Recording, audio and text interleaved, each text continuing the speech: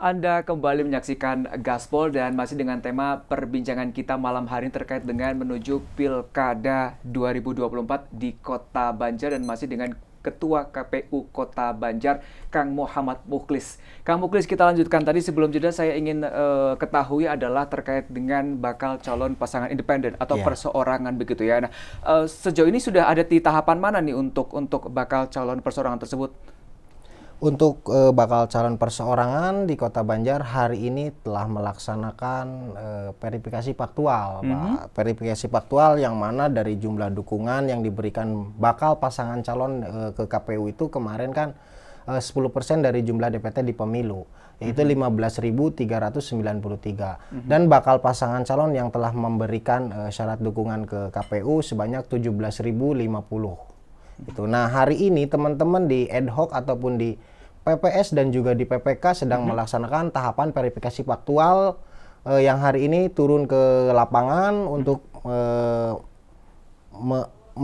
mencari informasi bahwa betul atau tidaknya masyarakat memberi dukungan kepada bakal calon perseorangan.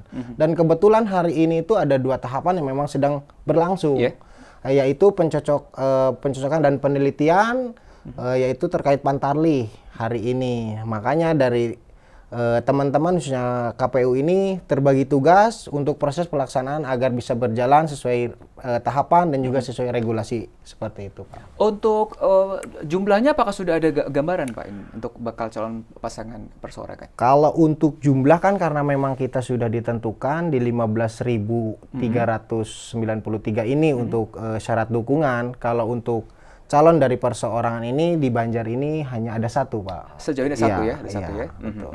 Satu pasang. Untuk pengumuman pendaftaran pasangan calon itu kapan sih, Pak? Jadi kita masih melaksanakan proses karena memang di hari ini prosesnya itu sedang berjalan. Kalau misalkan nanti di verifikasi faktual ini ada kekurangan, nanti ada perbaikan untuk proses verifikasi faktual selanjutnya seperti itu. Jadi kita belum bisa menentukan ketika memang syarat tersebut bisa lanjut atau dikembalikan kepada bakal pasangan calon tersebut, Pak. Oke.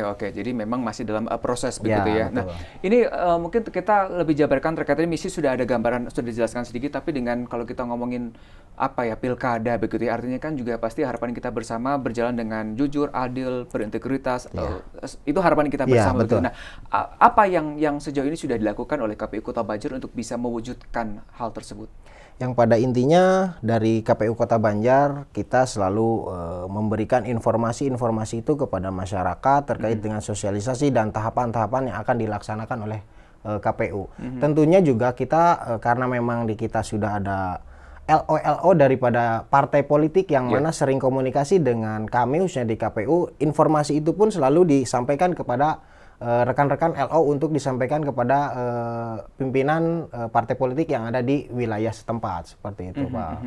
Nah, kalau kita bicara ya baik itu pemilu kemarin begitu ya, ada pilpres, ada pileg dan segala macam hingga nantinya pilkada itu juga biasanya kalau kita ngomong tahapan rawan itu biasanya di tahap-tahap rekapitulasi. Ya, begitu ya. Nah, itu juga artinya juga harus ada antisipasi persiapan yang juga harus dilakukan oleh KPU Kota Banjar. Apa yang disiapkan untuk mengantisipasi hal-hal rawan tersebut? Alhamdulillah karena memang di Kota Banjar ini karena mungkin sedikit ya, karena memang di kita hanya ada 4 kecamatan, tapi antisipasi itu perlu dilaksanakan juga sama kita dari KPU Kabupaten Kota khususnya di Kota Banjar ini.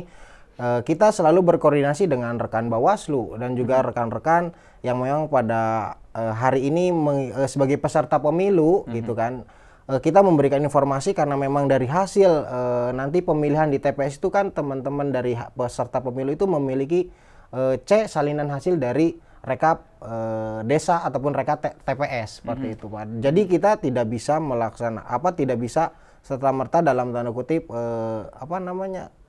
hambatan-hambatan yang akan kita laksanakan itu kita sudah mengantisipasi dengan cara berkomunikasi dengan Bawaslu dan juga para peserta yang memang sudah memiliki hasil dari TPS-nya masing-masing seperti itu, Pak. Nah, nantinya apakah penggunaan aplikasi Sirekap yang saat itu ya itu kan basicnya adalah teknologi AI artificial intelligence, itu juga nantinya akan dipergunakan kembali? Ya, sejauh ini karena memang kita masih melaksanakan tahapan aplikasi Sirekap, namun hari ini juga informasinya masih dalam perbaikan. Mudah-mudahan nanti pada saat proses pelaksanaan di TPS tidak terjadi down lah. Mudah-mudahan jadi lancar, tidak ada permasalahan seperti itu, Pak. Nah, artinya juga ini kan apa ya? Berarti artinya panitia ini juga harus dipersiapkan untuk bisa menyesuaikan dengan teknologi-teknologi terbaru tersebut. Iya. Saat proses tadi di awal untuk perekrutannya, artinya ada kriteria khusus yang diterapkan? Ya, betul. Secara kriteria memang kita diterapkan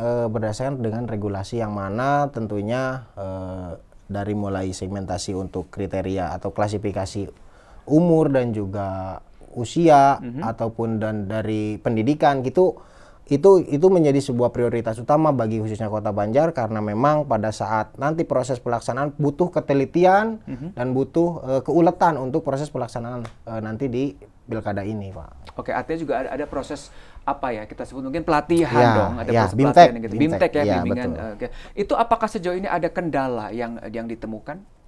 Untuk Kota Banjar alhamdulillah hari ini ya mudah-mudahan tidak ada kendala, dan sampai hari ini alhamdulillah dengan rekan-rekan di ad hoc bahkan dari PPK dan juga PPS hari ini tuh masih terbangun komunikasi solid.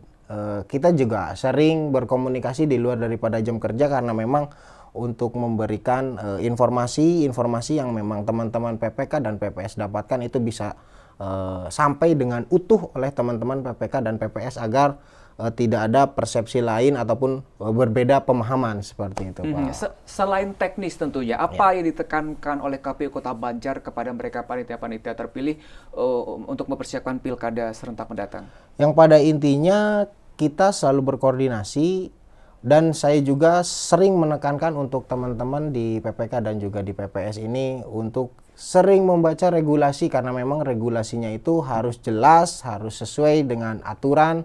Karena memang tidak ada mohon maaf, karena memang KPU Kabupaten Kota ini hanya sebagai pelaksana undang-undang. Seperti itu. Oke, baik. Nanti di segmen selanjutnya, di segmen ketiga, saya ingin cari tahu terkait dengan bagaimana upaya dari KPU Kota Banjar khususnya untuk meningkatkan partisipasi pemilih. Itu juga harapan kita bersama ya, artinya bisa sesuai dengan target yang ingin dicapai. Kita akan bahas usai jeda, tetap bersama Gaspol.